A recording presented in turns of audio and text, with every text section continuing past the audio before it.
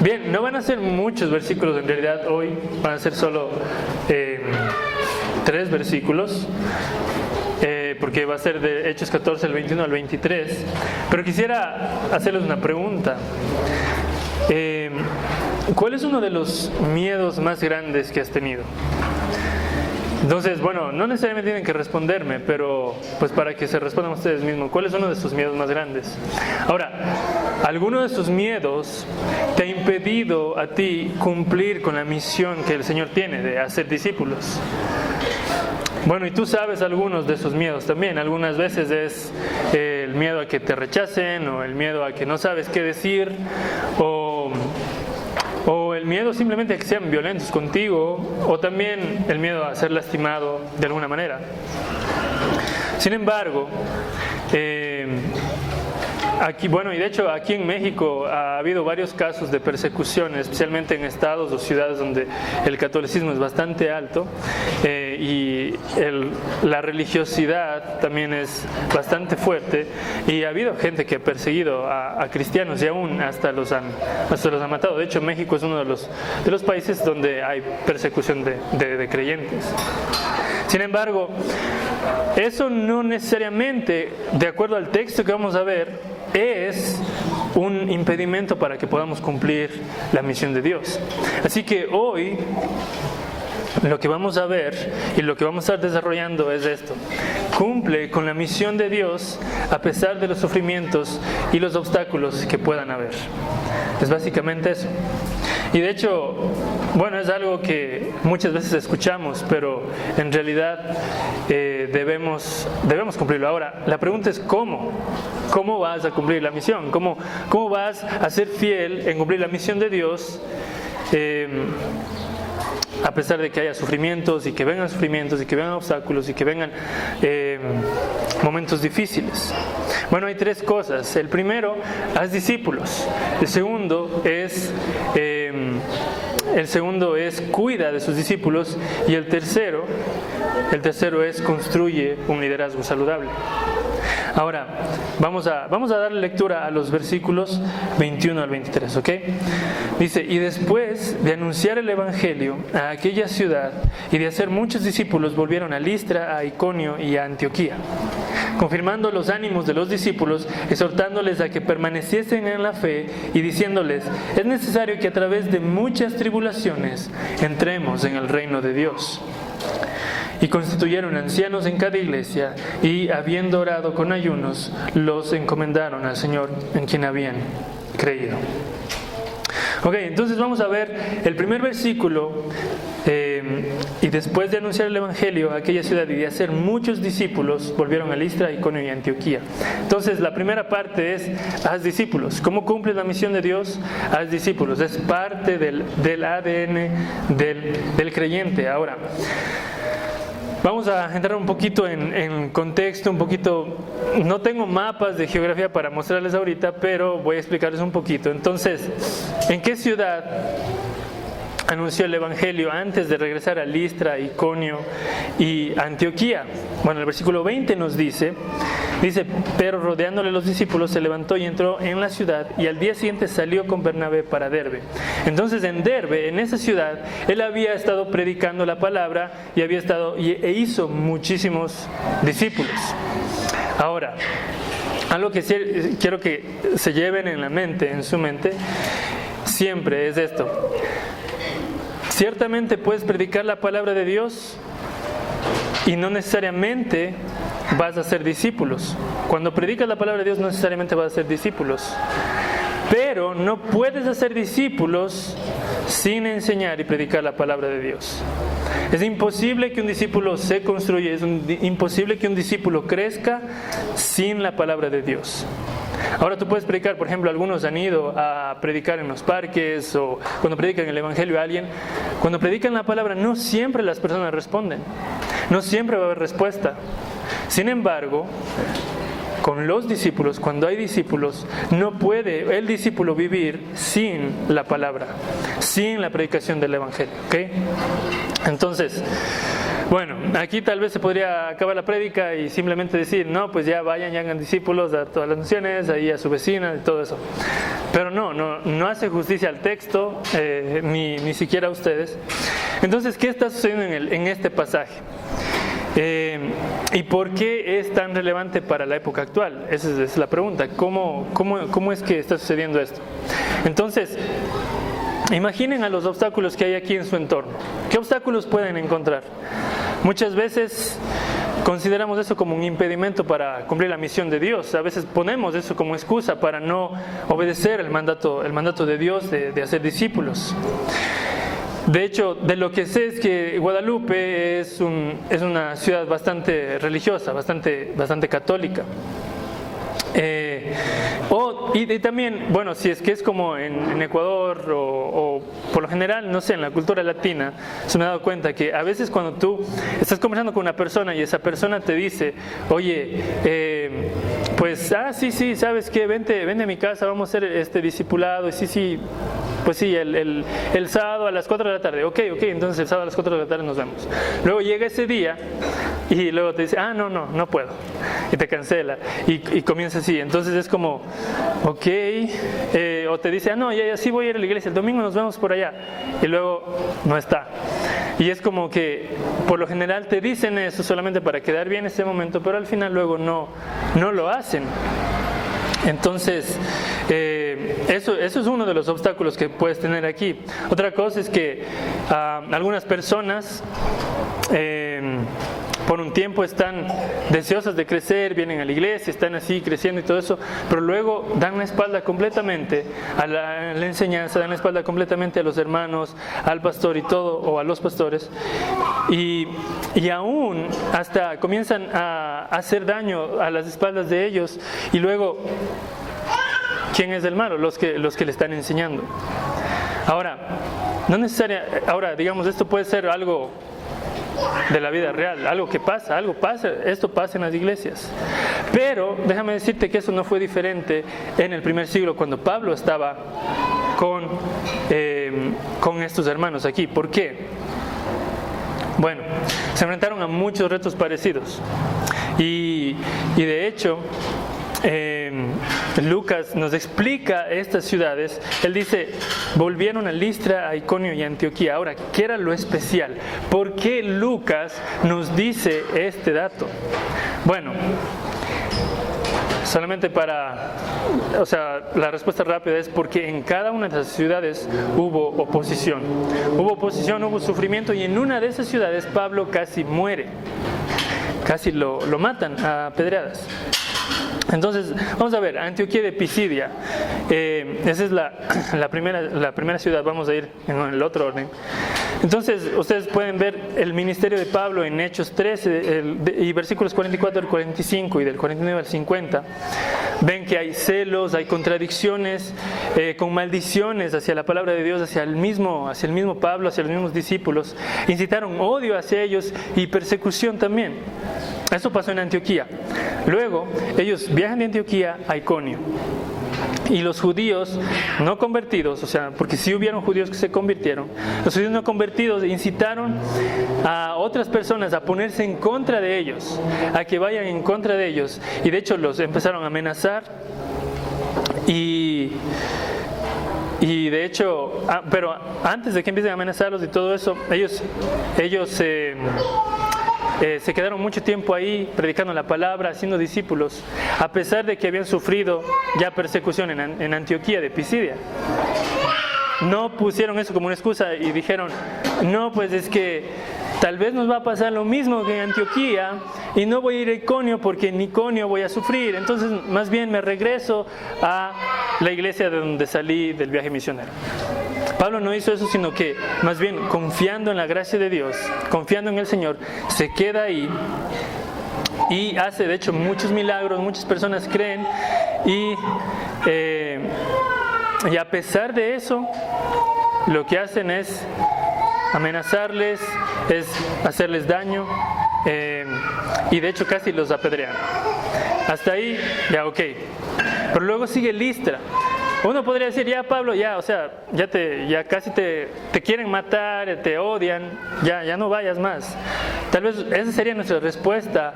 Tal vez algún misionero, sé que hay un misionero que salió para un país del Medio Oriente, ¿verdad?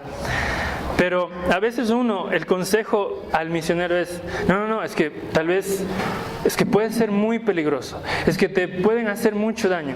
No, tal vez no vayas. Y tal vez ese hubiera sido como el sentir de nosotros si es que Pablo estuviera ahí y le ven a Pablo sufriendo en una ciudad y luego en otra ciudad. Pero luego Pablo no se queda ahí, sino va a Listra. Y aquí es donde pasa algo grande. Bueno, Pablo sana un hombre y les predica a la gente, les predica el evangelio a la gente. Ellos en esa ciudad estaban adorando ídolos. De hecho, trajeron sacrificios hicieron sacrificios ante Pablo y Bernabé pensando que ellos eran dioses. Eran tan idólatras y Pablo y Bernabé se rasgaron las vestiduras y dijeron, no nos adoran a nosotros, adoran a Dios, nosotros somos hombres igual que ustedes. Sin embargo, mientras en un momento ellos estaban adorando a Pablo y a Bernabé, porque sanaron al hombre, vienen judíos de Antioquía y de Iconio y les incitan a la multitud y la multitud cambia así, ¡pum! Y ya no les adoraban, ya no estaban clamando el nombre de ellos, sino más bien lo agarran a Pablo y lo apedrean hasta casi matarlo. Y luego lo arrastran fuera de la ciudad y lo dejan ahí pensando que estaba muerto. Entonces, aquí vemos, y de hecho la cultura en esta zona, en Galacia, toda esta provincia de Galacia, es una cultura conocida porque eran muy volubles. Eran personas que un día estaban con una emoción de, sí, Dios y todo esto, y al siguiente día estaban, no, odio a Dios o cualquier cosa. Eran, digámoslo así, en un término, digamos, a veces se utiliza ese término para decir a alguien, una persona que cambia de temperamento tan rápido, que es el bipolar. Eran como bipolares en cierta forma. Eran personas que un día estaban así bien y otro no, ya estaban así mal y cambiaban de parecer muy rápido. Y por eso vemos que en un momento están clamando a Pablo y diciéndole, hey, Pablo y Bernabé, estos son los dioses que bajaron y tuvieron forma humana y todo eso. Y al otro momento, no, apedreémosles y casi lo matan. Entonces tienen 3 escenarios y eso es lo interesante aquí, porque aquí está. Entonces tenemos estos 3 escenarios y en los 3 encuentras contradicciones, maldiciones, oposición, obstáculos, sufrimiento. Y de hecho en el 1 pues casi muerte. Casi lo matan a pedradas a Pablo. Entonces, ¿qué haces? Si fueras tú, Pablo, y vas a 3 ciudades, y aparte de eso en tu plan está ir a otra ciudad que también está por esa zona, ¿cuál sería como tu razonamiento? Sería como, tal vez me va a pasar lo mismo allá, ¿verdad? Entonces más bien no voy, más bien me regreso a donde me enviaron, porque pues voy tal vez ni me maten. Si me apedrearon en Listra y casi me matan, ahora pues tal vez si me matan ya sea completito y no quiero que me maten todavía. Sin embargo, eso no fue un impedimento para Pablo. Pablo no utiliza eso como un impedimento para no cumplir la misión de Dios. Y lo bueno es que cuando llega a Derbe, Lucas no dice, pero al parecer, un comentarista también lo dice, al parecer no hubo ningún problema en Derbe, al parecer no hubo persecución, no hubo oposición ni nada de eso, no hubo sufrimiento ahí en Derbe. Sin embargo, tienes este trasfondo de Pablo viniendo de todo esto, y Pablo no se echa atrás. Y de hecho vemos en 2 Corintios 5, del 20 al 21, que a pesar de cualquier cosa, pues nosotros tenemos una misión. Fuimos llamados a ser embajadores de Cristo, embajadores en nombre de Cristo. 2 Corintios 5, 20 al 21 dice así que somos embajadores en nombre de Cristo, como si Dios rogase por medio de nosotros, os rogamos en nombre de Cristo, reconciliados con Dios. A al que no conoció pecado, por nosotros lo hizo pecado para que nosotros fuésemos hechos justicia de Dios en él.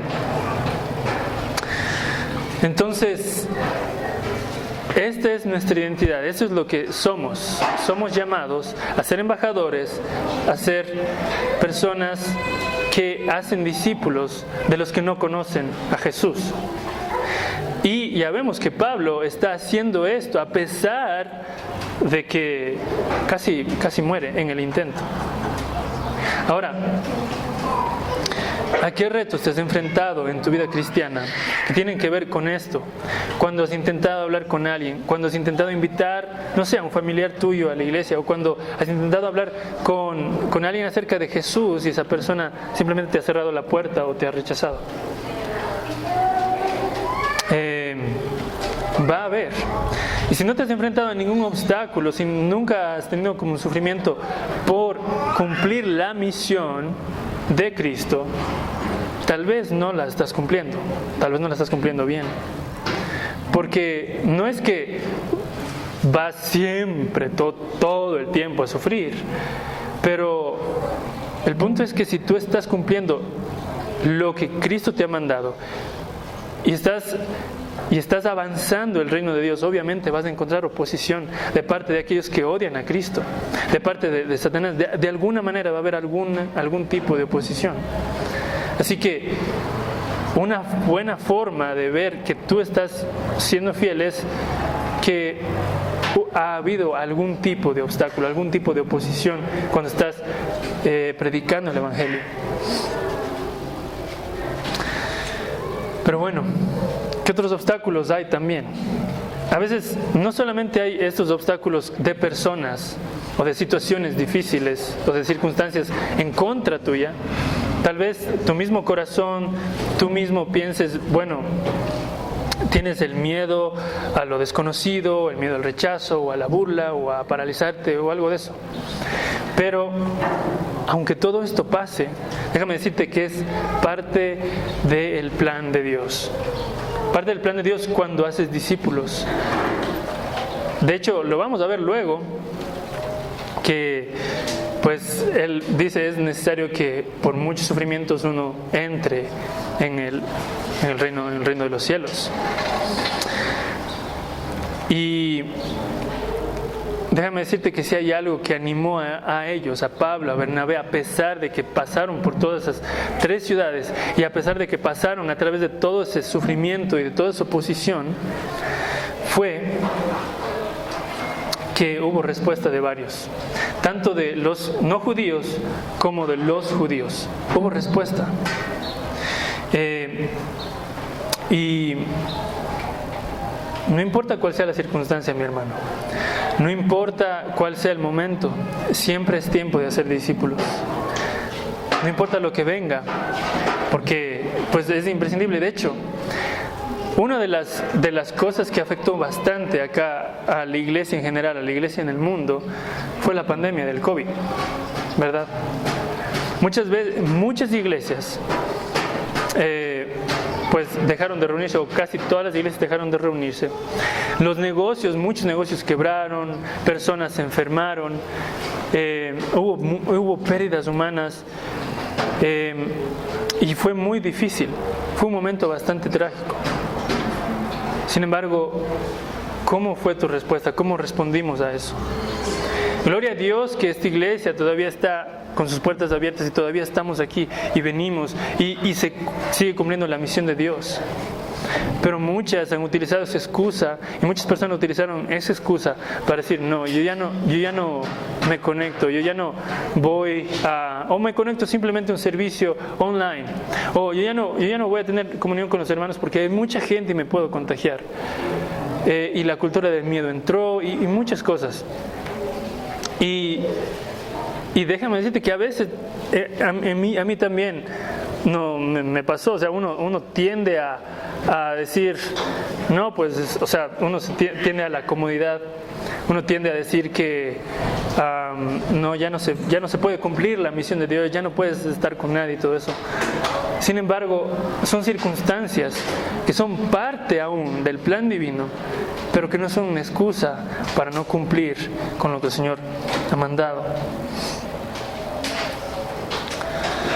Así que no importa cuál sea la circunstancia, el sufrimiento, y a veces es imprescindible, no sabes qué va a pasar, la realidad no cambia. Ahora, la pregunta es ¿cómo haces de esos discípulos? ¿Verdad? ¿Cómo haces discípulos? Primero, si tú eres un creyente, entonces no descuides las disciplinas espirituales. La lectura de la Biblia, ejercita los dones que el Señor te dio, ora. Pide al Señor la gracia para hacer esto. De hecho, hay una disciplina espiritual que yo la he cumplido muy poco, creo que es el ayuno también, que ayuda bastante. Únete a una iglesia local y sirve activamente. Participa de sus actividades evangelísticas o de actividades de alcance, ve las capacitaciones que te dan, busca esa ayuda para que tú puedas estar activo. Segundo, sé sensible al Espíritu Santo. Y mientras haces lo primero, Él te va a ir guiando. Mientras estás activo, mientras no descuidas tus disciplinas espirituales, mientras estás unido a una iglesia local, el Espíritu Santo te va a ir guiando hacia dónde debes ir.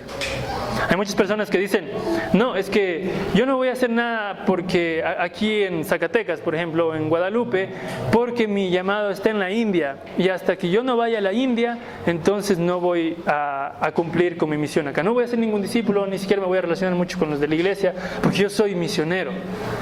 Eso es una mentira. Es imposible, no puede. Una persona que no está haciendo discípulos aquí, ahora mismo, es muy poco probable que cuando vaya a la India él haga discípulos.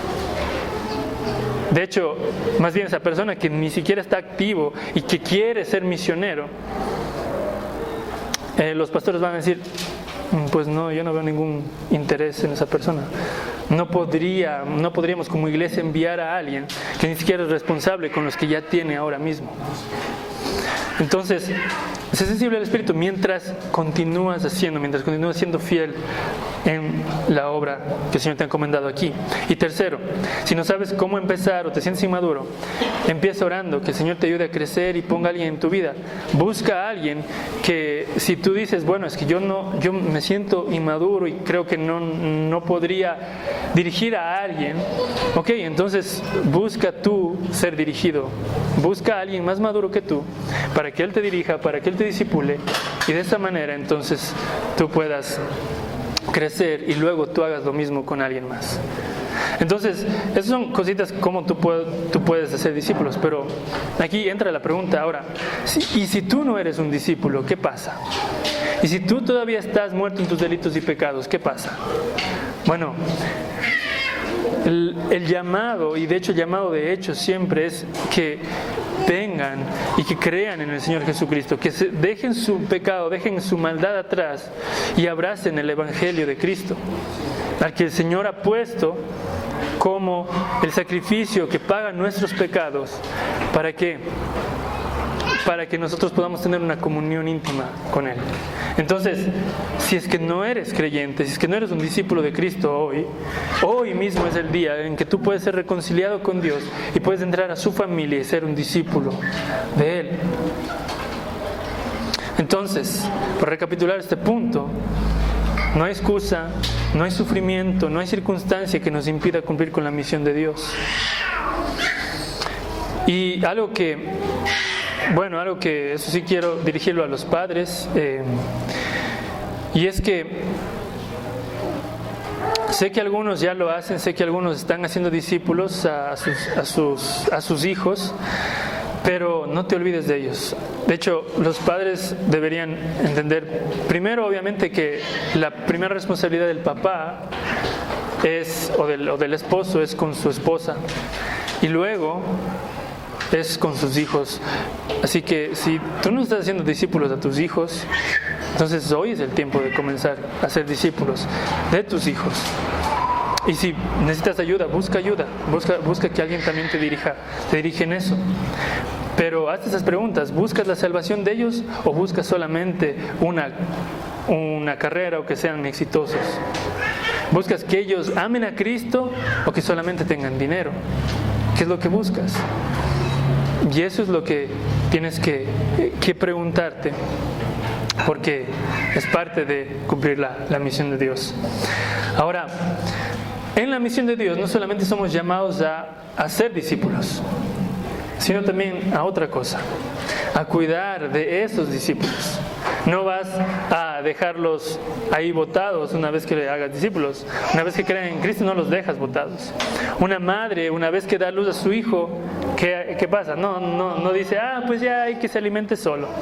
No dice eso. Ella lo cría, lo toma, le da de comer, lo cuida. Bueno, los padres hacen eso. Y hasta que el hijo esté maduro y que el hijo pueda crecer, pueda caminar por sí mismo, pueda valerse por sí mismo, y él pueda hacer lo mismo con otros. Y eso es lo que vamos a ver en este segundo punto. El versículo 22 dice que Pablo fue confirmando los ánimos de los discípulos, exhortándoles a que permaneciesen en la fe y diciéndoles: es necesario que a través de muchas tribulaciones entremos en el reino de Dios. Entonces, después de haber pasado toda esa oposición, vamos a pensar esto. Antes de este versículo 22, obviamente está el versículo 21, mentira, pero están los otros versículos, y en el contexto anterior, Pablo ya había pasado por estas ciudades, ya había sufrido toda esa oposición, esos obstáculos, y casi muere, ¿verdad? Algunos dicen que hasta murió. No lo sé, pero el punto es que igual fue un milagro que después de que le apedrearan, luego él se levante y continúe haciendo la obra del ministerio. Sin embargo, Pablo ya sabe que en esas ciudades sufrió. Pablo ya sabe que en esas ciudades encontró oposición. Pablo ya sabe que encontró sufrimiento. Entonces, ¿qué harías tú? Si tú ya, digamos, terminas tu viaje, las 4 ciudades, Antioquía, Iconio, Listra, Derbe, pasas todas esas ciudades. Uno diría, bueno, pues yo me regreso ya a mi iglesia local y ya ahí los discípulos algún rato los podemos ver. Pablo no hace eso. Pablo, él dice que a pesar de que sabía que ahí sufrió, él regresa a esas mismas ciudades donde probablemente iba a sufrir más. ¿Con qué objetivo? Con el objetivo de confirmar los ánimos de los discípulos, exhortarles a que permaneciesen en la fe y diciéndoles que es necesario que, por medio de muchos sufrimientos, entren en el reino de Dios. Entonces ahora uno diría, pues, Pablo, ¿que estás loco? ¿Eres un masoquista o qué? ¿Te gusta el sufrimiento? O sea, casi te matan y quieres regresar donde casi te matan. Entonces Pablo dice, bueno, no, eso no necesariamente es ser masoquista, porque Pablo no encuentra placer en el dolor. Más bien, él quiere correr ese riesgo. ¿Y por qué? Déjenme ilustrarlo ahora de nuevo utilizando una analogía de su madre, de sus mamás, o cuando una madre da a luz. Antes de que dé a luz, todo el proceso, que ella queda embarazada y luego pasan algunos cambios hormonales en su cuerpo. Algunas aún tienen embarazos que son difíciles de llevar. De hecho, conocí a una hermana del seminario que ella sangraba mientras estaba embarazada y casi todo su embarazo tuvo que pasar acostada, y fue difícil. Y luego, pues, digamos que tienes un embarazo normal, bueno, crece tu pancita y obviamente es más pesado, puede haber dolores, no puede hacer ciertos esfuerzos, tienes que cuidar. Y luego cuando llega el momento de que des a luz, ¿qué pasa? El dolor es demasiado fuerte. Un hombre no puede soportar ese dolor, el dolor del parto. Por eso Dios se lo dio a la mujer. No, pero el dolor es bastante fuerte. Sin embargo, en medio de ese dolor, de esas contracciones, cuando nace el bebé y cuando ella tiene al bebé en sus brazos, el dolor en cierta forma no es que se vuelve placentero para ella, no. A ella le sigue doliendo. Pero al ver el gozo de su bebé, tener a su bebé en sus brazos, hace que ese dolor sea soportable para ella también. Eso le ayuda bastante a ella Y de hecho, ese es un sufrimiento, digámoslo así, bueno, porque ella tuvo que sufrir todo eso para tener algo precioso en sus manos. Y eso no es masoquismo. O sea, si una mujer se embaraza y pasa por todo ese sufrimiento y luego quiere tener otro hijo, ¿qué le van a decir? Ah, masoquista, ¿te gusta el sufrimiento? No le van a decir eso. ¿Qué va a pasar? ¿Qué le van a decir? No, pues felicidades, ¿verdad? Cuando alguien queda embarazada y pues, oh, felicidades, pues vas a tener tu segundo hijo y todo eso, y pues es una alegría. Pero no, eso no es masoquismo. Y es algo parecido a lo que está pasando aquí. Pablo no es que, él es masoquista, le gusta que le echen piedras en la cabeza. No, lo que está pasando acá es que Pablo mira un gozo mayor.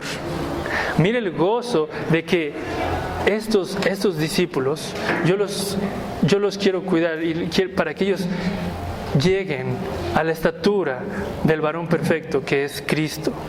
Y ese fue el objetivo de Pablo. Si ustedes leen Colosenses, ese fue uno de los objetivos de Pablo, que él predicaba para que todos los que son discípulos de Cristo lleguen al conocimiento del varón perfecto que es Cristo. De hecho, en 2 Timoteo 2, del 8 al 10, él dice: acuérdate de Jesucristo, le está hablando a Timoteo, del linaje de David, resucitado de los muertos conforme a mi evangelio, en el cual sufro penalidades, hasta prisiones a modo de malhechor, mas la palabra de Dios no está presa. Por tanto, todo lo soporto por amor a los escogidos, para que ellos también obtengan la salvación que es en Cristo Jesús, con gloria eterna.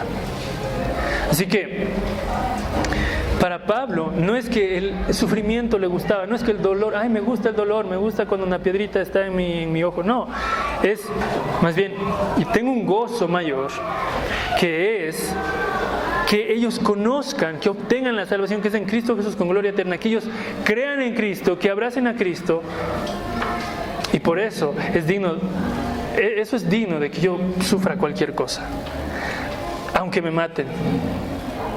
Ese fue el objetivo de Pablo. Ven que no es masoquismo, sino más bien es mirar un gozo más grande a pesar de los sufrimientos que puedan pasar, aunque los sufrimientos sean feos, ciertamente.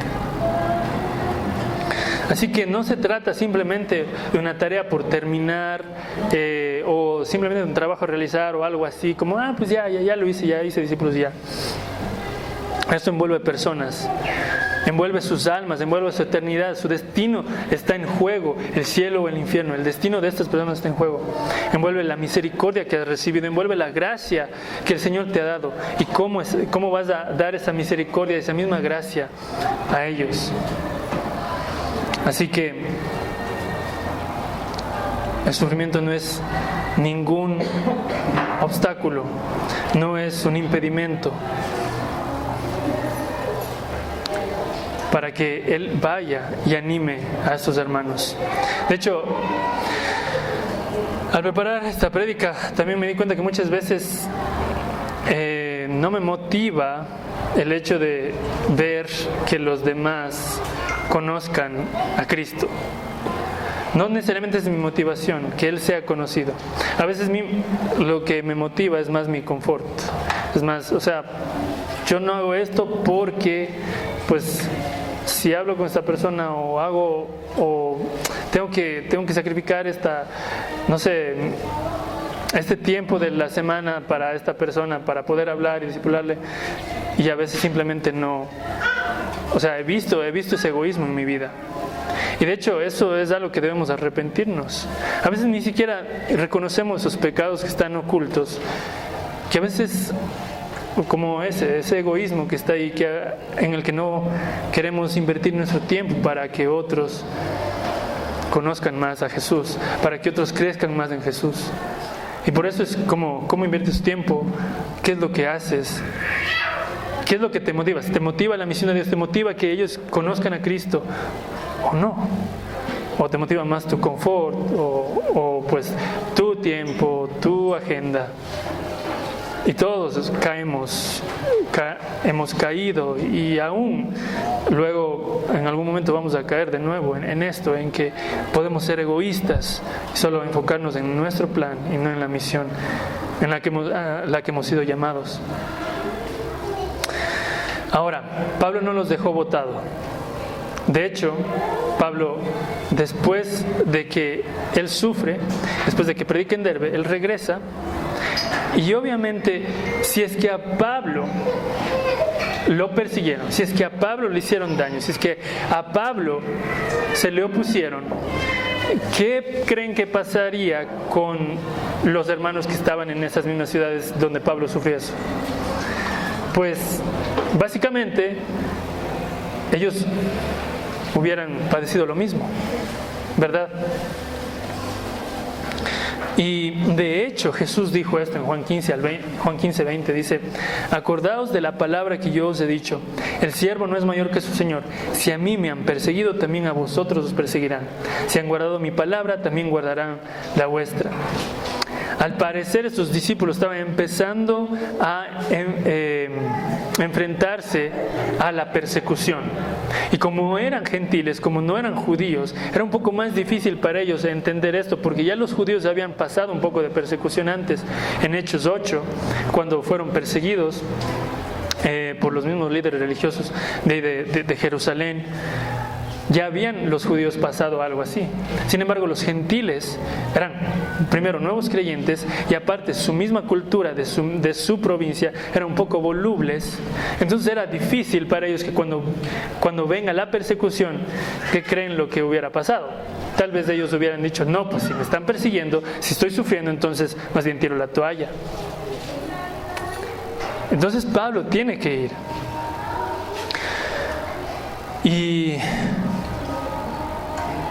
Y bueno, ¿qué le tiende a pasar contigo cuando vienen, por ejemplo, esos momentos difíciles? Cuando vienen persecuciones, sufrimientos, obstáculos, o cuando vienen situaciones duras en tu vida, circunstancias duras en tu vida. Bueno, uno tiende a cansarse, a desanimarse, estar como con sufrimiento. Aún hasta la autocompasión comienza a venir. Y dices: no, ¿por qué me está pasando esto a mí? ¿Por qué Dios me ha olvidado? ¿Por qué Dios hace esto? ¿Por qué Él permite estas cosas? Puede venir también hasta el resentimiento con el Señor por este sufrimiento. Y puede que ellos hayan estado pasando por eso. Tal vez estaban como, no sé, estos opositores se están acercando acá. Entonces Pablo confirma los ánimos. Esto tiene el sentido de hacer más fuerte, o sea, de fortalecer a los hermanos, ser un apoyo, un soporte necesario para ellos en esos momentos. Y eso es parte de cuidar a los discípulos. ¿Cuántas veces te has sentido desanimado en tu vida cristiana y alguien, un hermano o hermana, ha venido a ese momento y te ha animado? O simplemente te ha dado un abrazo o algo. Y te ha ayudado. ¿Cuántas veces tú has hecho eso con alguien? Y obviamente también los pastores o los que están en el liderazgo de la iglesia, es parte del llamado de ellos. Los pastores son llamados justo a eso, a pastorear, a cuidar de sus almas, a estar pendientes de ellas. Si han recibido las visitas de los pastores, pues esténse agradecidos, porque en verdad hay muchas iglesias que no tienen pastores que visitan, que no se relacionan tanto ellos con las personas. Pero si tienen ustedes pastores que se relacionan, que les cuidan, que visitan o que están pendientes de sus necesidades, eso es una gran bendición, estar en una iglesia así. Entonces Pablo les exhorta y les dice: permanezcan en la fe. Y la palabra esta significa básicamente amonestar, pero con un tono firme.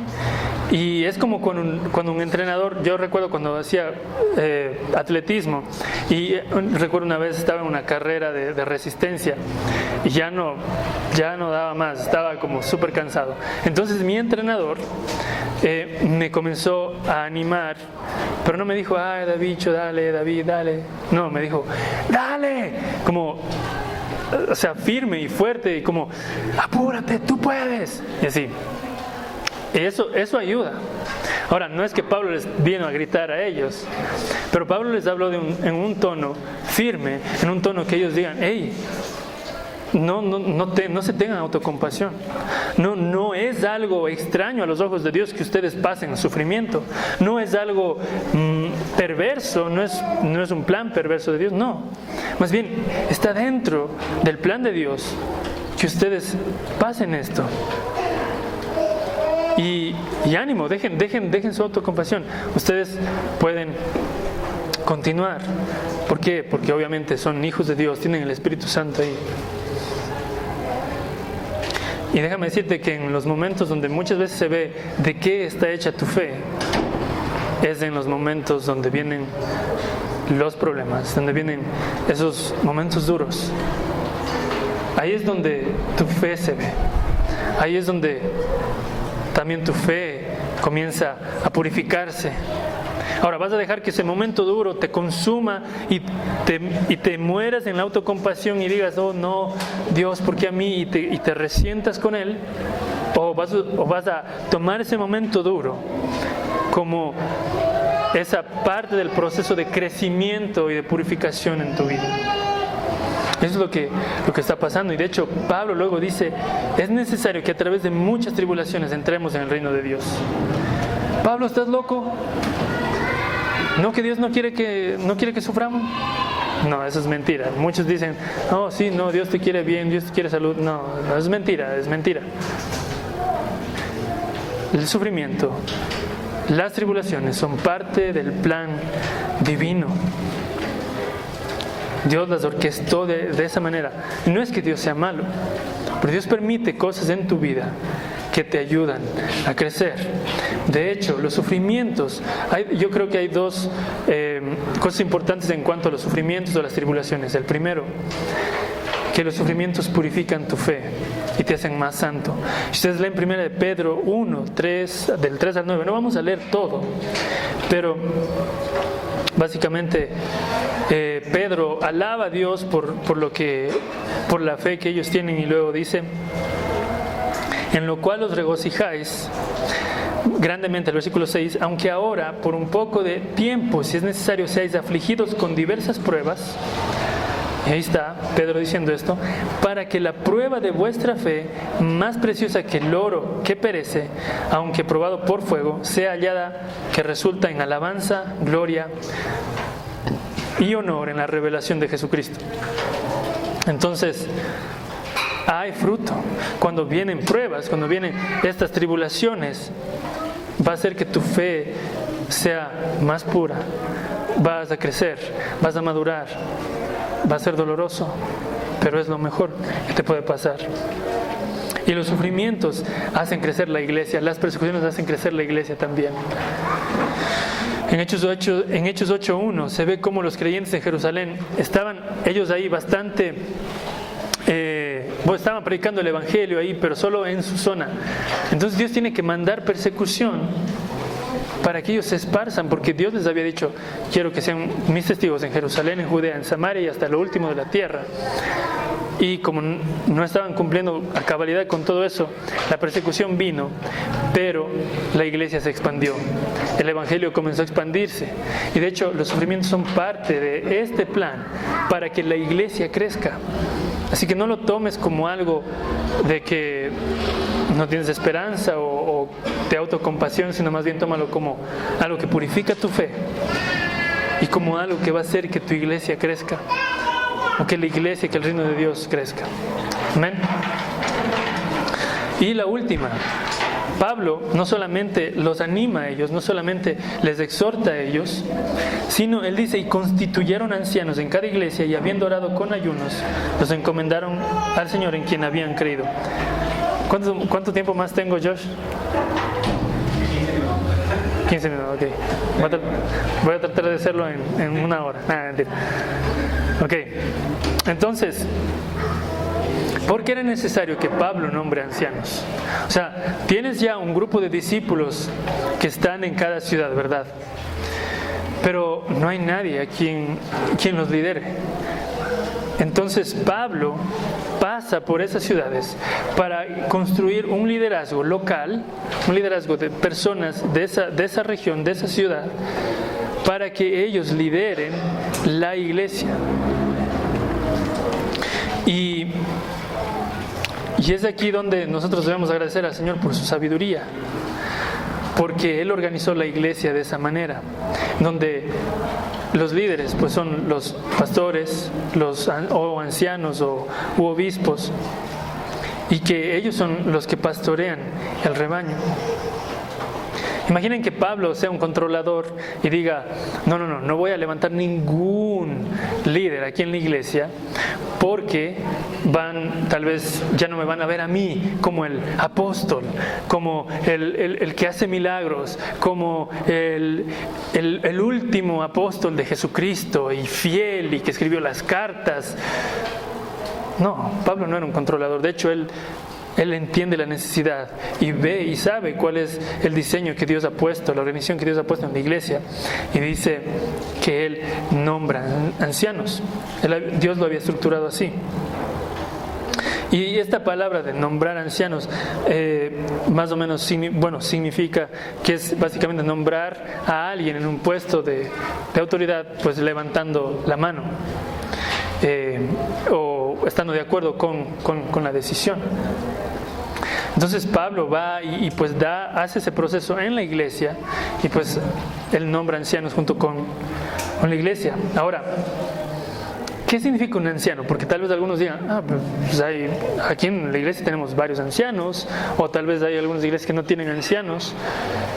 O sea, ¿es anciano solamente es un hombre de edad o qué? No, en el Nuevo Testamento tienen esos dos significados. Sí, un hombre que tiene edad, que es mayor, que es viejito, pero también tiene el sentido de alguien, de un oficio, de alguien que está en autoridad, de un hombre maduro, de un hombre que tiene experiencia, de un hombre que puede dirigir. Entonces, el Nuevo Testamento, de hecho, en este contexto se refiere a esto. Ahora, la iglesia necesitaba a estos hombres maduros, porque es imposible que una iglesia se dirija sin que hombres maduros estén dirigiendo la iglesia, sin que hombres maduros estén liderando la iglesia. Y ahora, ¿cómo lo hizo? Lo hicieron con oración y ayuno. No fue un proceso a la ligera. Y no es un proceso a la ligera y no debe ser un proceso a la ligera. No cualquiera es pastor. No cualquiera puede estar pastoreando, no cualquiera puede ser nombrado de esa manera. Y esa es una de las fallas más grandes que ha tenido la iglesia cristiana evangélica en general, que nombra a personas que no han sido probadas, que nombra a personas casi sin oración, sin una dedicación a buscar el rostro del Señor en eso, sin ver su carácter, sin ver cómo se lleva con la gente, solamente porque tiene un título del seminario. Y eso es un problema también de los seminarios, que a veces lo que dicen es que, porque tú tienes un título de seminario, te gradúas como pastor. No, mentira, no te gradúas como pastor, jamás. Te gradúas como licenciado en teología o en estudios bíblicos o en lo que sea, pero el llamado de pastor, eso te lo da el Señor, y la iglesia y los pastores te confirman ese llamado. No hay otro. El seminario no hace pastores. El seminario entrena personas para el ministerio, pero no hace pastores. Así que no creamos, son mentiras. Pero al volver a nuestro texto, el nombramiento de estos ancianos vino con un proceso espiritual de sabiduría. Escogieron un líder que pues era experimentado, era maduro, y aparte pues lo hicieron con bastante oración, y ahí es donde uno pide la sabiduría al Señor. Y además no solamente es un proceso subjetivo, no es que pues ya oré y el Señor me mostró que tal persona va a ser anciano. No, de hecho la Biblia, Pablo mismo escribe en sus cartas en primera de Timoteo, capítulo 3 del 1 al 7, y luego Tito 1 del 5 al 9, él dice, estos son los requisitos para los ancianos, estos son los requisitos para los líderes de la iglesia. Y no es un proceso subjetivo de, pues el Señor me habló. Obviamente tienes que orar, pero también tienes que ver, tienen que probar.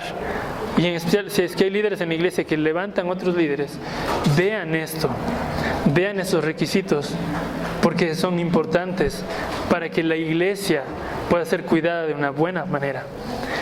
Porque si hay una persona que no es íntegra, que no es probada, la novia de Cristo corre riesgo. La novia de Cristo sufre, que es la iglesia.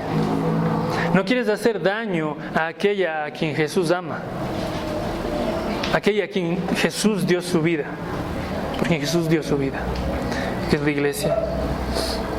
Entonces Él los encomienda al Señor después de haberlos llamado.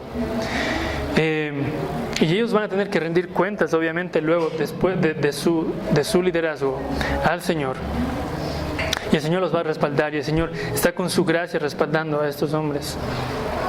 Pero tal vez tú digas, bueno, ok, David, entiendo todo esto de los ancianos, pero yo soy un miembro de la iglesia, que no necesariamente estoy llamado a ser anciano. Y bueno, y si eres mujer, no hay pastoras en la iglesia. Entonces, y la mayoría de los hombres no son ancianos. Entonces, ¿cómo podemos ser parte de construir un buen liderazgo nosotros como iglesia si no somos llamados a ser ancianos? Y déjame decirte que juegas un papel bastante importante tú como miembro de la iglesia. Uno, pues, ¿cómo? Pues puedes invertir en la vida de jóvenes. Invierte en la vida de jóvenes, de todos en general, pero enfócate en aquellos que tengan ese deseo principalmente de servir al Señor, de crecer, de verdad crecer. Discipúlalos. Si eres una pareja casada, invítalos a tu casa para que ellos vean cómo es tu familia, cómo ellos se desenvuelven. Invierte adicional tiempo, como te digo, en aquellos que desean servir ya al Señor directamente y ves un genuino deseo en su vida. Ayúdalos a que se desarrollen. Mira cuáles son sus destrezas, sus habilidades, y ayúdalos a que mejoren en esas áreas. Y ten presente que los requisitos para ser anciano o diácono no son requisitos solamente para esas personas. De hecho, ese debería ser el estándar de todo cristiano, de todo creyente. Ser un hombre íntegro, un hombre probado, un hombre y una mujer sean íntegros. Así que comienza a vivir y crecer en santidad de esa manera. Tú puedes también dar ejemplo a los que son más inmaduros o a los que están creciendo. Y de esa manera también tú puedes dar ejemplo para que ellos se animen a que sean hijos de Dios, pastores, lo siento. Ahora, y pues obviamente para las familias, recuerden que su primer ministerio, esposos, es su esposa, luego sus hijos, luego la iglesia, y al ser un buen líder en la casa darás un buen ejemplo de liderazgo para tus hijos, aunque ellos no sean pastores. Eres llamado a eso. Además, como congregación, somos parte esencial de cuidar el liderazgo de la iglesia. Hebreos 13:7 dice: acordaos de vuestros pastores que os hablaron la palabra de Dios, considerad cuál haya sido el resultado de su conducta e imitad su fe. Así que jugamos un papel muy importante, no solamente al recibir nosotros la instrucción, el pastoreo, el cuidado de los ancianos, de los pastores, sino nosotros también somos parte vital de que ellos estén cuidados también. Cuando tú oras por ellos, cuando inviertes tiempo en ellos. 1 Timoteo 5:17 dice: los ancianos que gobiernan bien sean considerados dignos de doble honor, principalmente los que trabajan en la predicación y en la enseñanza. Así que ese es el papel de la iglesia. Es muy importante para que el liderazgo también sea saludable. Y en 1 Pedro 5:5 dice: asimismo vosotros los más jóvenes ested sujetos a los mayores, y todos revestidos de humildad en vuestro trato mutuo, porque Dios resiste a los soberbios pero da gracia a los humildes. Y esto es muy importante también. Tanto los jóvenes como los que están en autoridad, todos somos llamados a ser humildes en ese proceso. Así que y quiero dirigirme a los pastores y a los que quieren ser pastores. Estos versículos, escuchen lo que el apóstol Pablo y el apóstol Pedro dicen aquí, y ya con eso vamos terminando. Hechos 20, 28 al 31 dice: tened cuidado de vosotros y de toda la grey, en medio de la cual el Espíritu Santo os ha hecho obispos para pastorear la iglesia de Dios, la cual Él compró con su propia sangre. Sé que después de mi partida vendrán lobos feroces entre vosotros que no perdonarán el rebaño, y que de entre vosotros mismos se levantarán algunos hablando cosas perversas para arrastrar a los discípulos tras ellos. Por tanto, estad alertas, recordando que por 3 años, de noche y de día, no cesé de amonestar a cada uno con lágrimas. 1 Pedro 5, 2, 4 dice: pastoread el rebaño de Dios entre vosotros, velando por él, no por obligación, sino voluntariamente, como quiere Dios, no por la avaricia del dinero, sino con sincero deseo, tampoco como teniendo señorío sobre los que os han sido confiados, sino demostrando ser ejemplos del rebaño. Y cuando aparezca el príncipe de los pastores, recibiréis la corona inmarcesible de gloria. Así que todos formamos parte de este proceso de hacer discípulos, de cuidar de ellos y de construir un buen liderazgo. No hay excusa para no cumplir la misión de Dios. Después de haber visto todo esto, ¿cuál es tu miedo más grande para no cumplir? ¿Cuál es la excusa más aceptable para quedarnos de brazos cruzados y no continuar con la misión de Dios? Creo que no hay excusa. Creo que Pablo, su ejemplo nos dejó muy claro eso. No hay ninguna excusa. Ni siquiera el que nuestra vida corra riesgo es una excusa para no hacer discípulos. Recordemos que de hecho Dios puede usar eso para llevar vida nueva a los que están muertos en sus delitos y pecados. Aún el momento más duro de tu vida puede ser usado para que otros vean la luz. El momento más oscuro en tu vida, Dios lo puede usar para que otros vean la luz de la vida y conozcan a Cristo. Iglesia, la obra no ha acabado. No nos hemos estancado, no debemos. La obra de Dios continúa. ¿Cumplirás la misión de Dios? Oremos. Padre, te alabamos, Señor, porque en tu palabra tú nos muestras cuál es tu voluntad. Muchas veces nos preguntamos cuál es tu voluntad, y ahí está: que hagamos discípulos, que continuemos tu misión, que cuidemos y construyamos un buen liderazgo.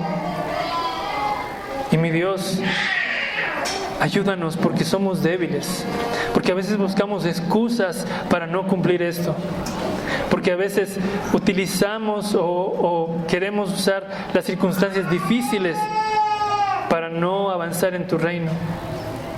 Pero en verdad entendemos ahora, Señor, que eso es egoísmo, que eso no es solo pensar en nosotros mismos. Y perdónanos, Señor.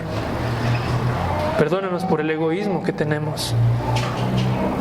Señor, ayúdanos a ver que hay un gozo más grande, el gozo de que otros conozcan a Cristo, el gozo de que Cristo sea conocido, el gozo de que Cristo sea formado en los discípulos, el gozo de que tu iglesia avance, el gozo de que un día te veremos cara a cara.